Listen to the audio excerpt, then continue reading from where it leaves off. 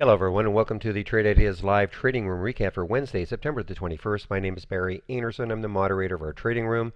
This is the address to get into the room. It is a free room. I share my screen all day long and I am live on the mic between 9 a.m. and 4 p.m. Eastern Daylight Time. If you'd like to take out a subscription to Trade Ideas, this is the link you can use. And when you type this in and click on it, you will see a promo code that you can also use. If you took out everything we have to offer on an annual basis, it would be about $4 a day. All right, I'm going to kind of race through this video because it is getting close to FOMC time at 2 p.m. So I'm doing this video about 20 minutes to 2. I am in this trade right now, this Novavax. So I'm just having to keep an eye on it. I'm in at 171. The reason a lot of us are in this trade, let's just take a look here. And the fact that it's popped, but this is, let's take a look at the daily. And of course had horrible news 4 days ago. It finally took out this high of that day. And so I decided, as a speculative trade, of course, that perhaps it could start to, somewhat fill this this massive void, maybe get up to the close to the 2 area. I'm hoping it might get up to the 180s. There's a part of me that says if it closes well, I might swing a bit, but anyway, we'll have to see. So I'm just keeping an eye on that. Now, I did swing MCRB. Luckily, my goodness, take a look at this. It was a crazy day with the bios. A lot of them just collapsed. So I was in this one yesterday at right around this area. Excuse me. I held it overnight. Pretty excited right here. So I'm in at 1426. It hit a high of 1509 and thought, okay. And again, if you take a look at the daily, this is why I'm in it. A massive, massive void. Another one of those stocks that just got hard hit. And so once it broke free of 13 and 4, actually 14 yesterday, that's when I decided I wanted to swing it. However, 15-minute chart. So it had the nice pop, but then look at this. It just absolutely collapsed. So I did get out of it. I made some 1460 and 1430. So it certainly did not make what I wanted to make on this, but it's still on my radar. One of the reasons all the bios collapsed today. Look at the IBB. This is the sector. This is the biotech ETF. And they were all dragged down today after, IBB for the last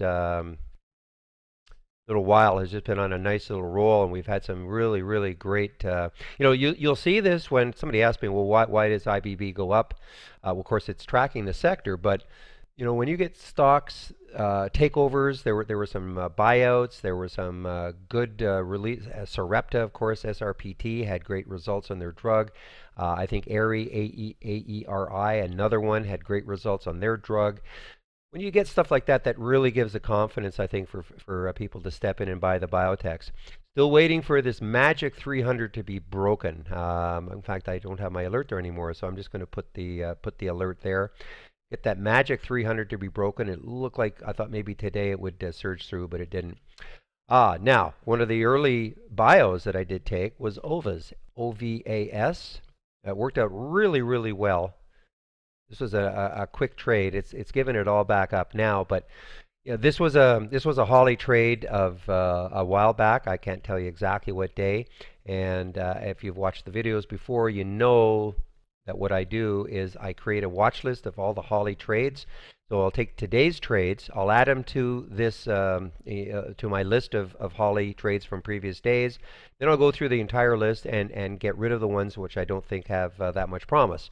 And then that basically is how I create a daily Holly watch list.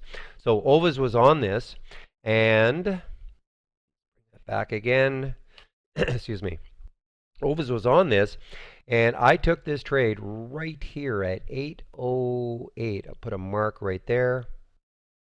And look what it did. I mean, this just a great percentage increase for me and a very quick trade. So I got out at 836 and 842.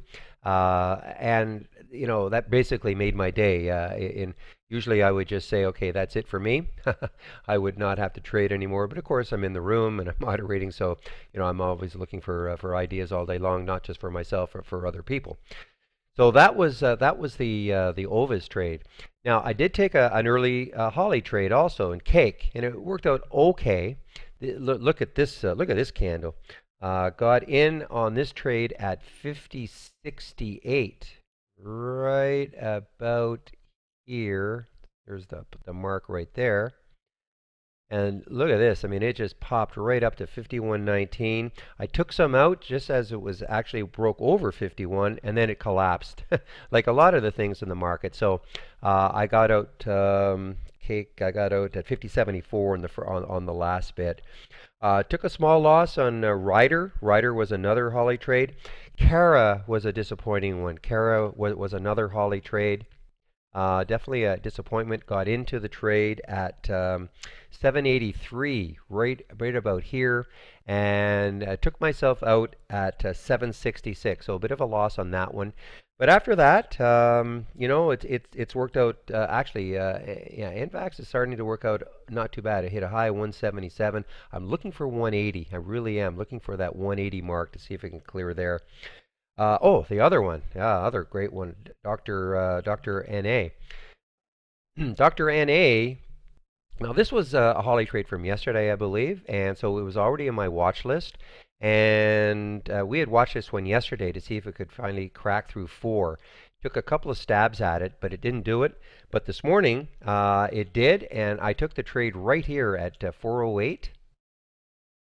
And look what it did. I mean, it got all the way up to 429. And it might not sound like a lot, but on a percentage basis, that's just a great trade. So I was out at various stages at 419 and 424 twice before it finally gave it up.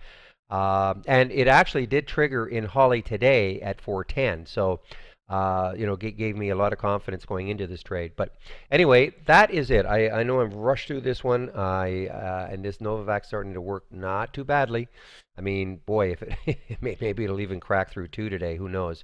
But I definitely want to get back. FOMC, the minutes are being read in about or released in about 12 minutes. So I want to get back. So sorry for rushing through, but hope you understand. Again, here's how to get into the room. This is the address. And I usually open the room about 8:30 to a quarter to 9. That's when I start sharing my screen. And then I get live on the mic between 9 a.m. and 4 p.m. Eastern Daylight Time. This is the link to use in order to take out a subscription. And again, if you take everything, it'll be about $4 a day. A great deal. Okay, thanks very much for listening, and we'll see you in our trading room tomorrow. Bye-bye.